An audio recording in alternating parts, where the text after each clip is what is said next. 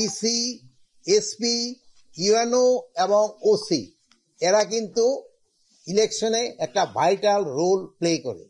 এবং আপনাকে একটা সন্দেহ থাকে যে বিভিন্ন ক্যান্ডিডেট চায় যে তার পরিচিত বা তার সে একজন ডিসি, বিএসপি বা ইউএনও বা ওসি নিতে পারে কিনা।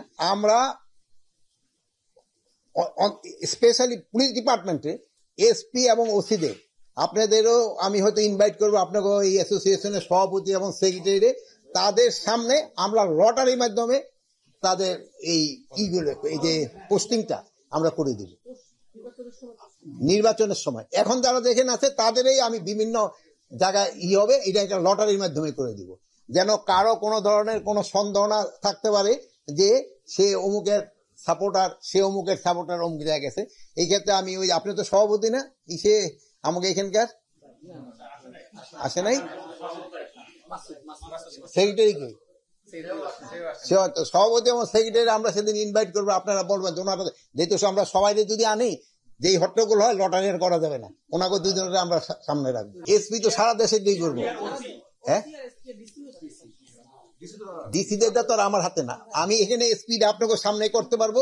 ওসিদের এতগুলি হয় কি, এখন আবার আলাদা একটা সিস্টেম আছে, ওই সিস্টেমটা আমরা চেষ্টা করবো যদি একটা বের করতে পারি আপনি তো আমরা করবো। যেহেতু ওসিদের ক্ষেত্রে হবে হয়তো ডিভিশন ওয়াইজ পোস্টিং করতে হবে, যেহেতু পুরা ডিস্ট্রিক্টটা করা যাবে।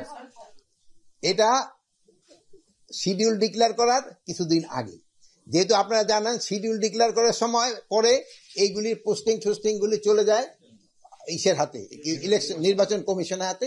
এই জন্য আমরা আমাদের কাজটা করে দিব, তারপরে যদি নির্বাচন কমিশন চায় যে তারা আরো চেঞ্জ করতে চায় তারাও করতে পারবে। আর আমি তো অন্যটা করতে পারতেছি না, এখানে তো এসপিদের ক্ষেত্রে করবো, পুলিশের ক্ষেত্রে ওসিতে তো আমরা করবো, বাট ওসিতেরটা মানে পুরা ডিভিশন ওয়াইজ করতে হবে যেহেতু এতগুলি একসাথে। আর ইসেরদের ক্ষেত্রে সংস্থাপন মন্ত্রণালয় কিভাবে করবো তারা হয়তো তারা সিদ্ধান্ত নেবে, আমরা আশা করি যে তারা করবো, যেহেতু আমি তো আর তাদের ক্ষেত্রে পুরোটা বলতে পারবো, বাট আমি আশা করি তারাও করবো।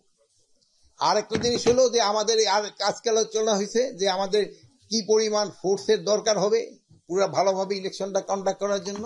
এবং আমাদের ওখানে আপনারা জানেন সবার কাছে আমরা একটা বডি ক্যামেরা দেওয়ার চেষ্টা করব। অন্যান্য সময় যেমন আপনারা জানেন যে ওই সে প্রিজাইডিং অফিসাররা অনেক সময় অন্যের বাসায় ঠাসা, এইবার না, তারা যেন ওই সেন্টারে থাকতে পারে, ওখানেই ব্যবস্থা করা হবে, তাদের সাথে পুলিশ আনসার সবাই থাকবে।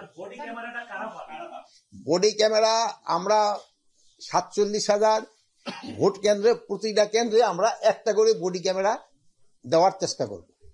এই বডি ক্যামেরা থাকবে আমাদের ওখানে যে পুলিশের যে সিনিয়র মোস্ট তার কাছে থাকবে। আর কি কি লজিস্টিক প্রয়োজন হবে যেমন ওইটাতে জানেন। আর একটা যে ছিল ট্রেনিং, সব বাহিনীগুলিকে আমরা ট্রেনিং এর ব্যবস্থা করতেছি। এবং ইসের এখন ইলেকশন কমিশনেরও আমরা অনুরোধ করছি তারা যে পুলিং অফিসার, প্রিজাইডিং অফিসার তাদেরও ট্রেনিং করবে। প্রশিক্ষণ তো অলরেডি আমরা বলছি, এই কথাটা কিন্তু অনেকে আপনি কোন ইসের আপনি তো থাকেন সব সময়, তারপর ভুলে যান কেন?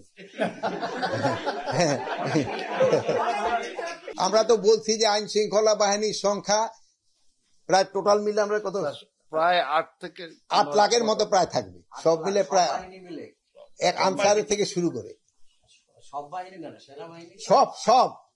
সব মিলে প্রায় 8 লাখের মতো। যারা ইলেকশন ডিউটি করবে সবারই তো প্রশিক্ষণ দিতে হবে, সবারই প্রশিক্ষণ লাগবে।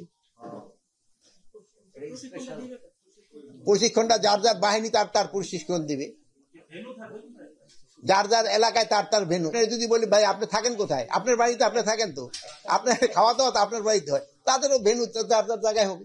এই বদলি এটি হলো নর্মাল, বদলি হইতেই থাকবে, নর্মাল এটা রুটিন হইতেই থাকবে। আমরা আমাদের সর্বোচ্চ চেষ্টা করে যাব এবং আপনাদের সহযোগিতা পেলে আমার মনে হয় কোনো ধরনের কোনো সমস্যা হবে না। আল্লাহ দিলে নির্বাচন খুব ভালোভাবে হয়ে যাবে। আল্লাহ।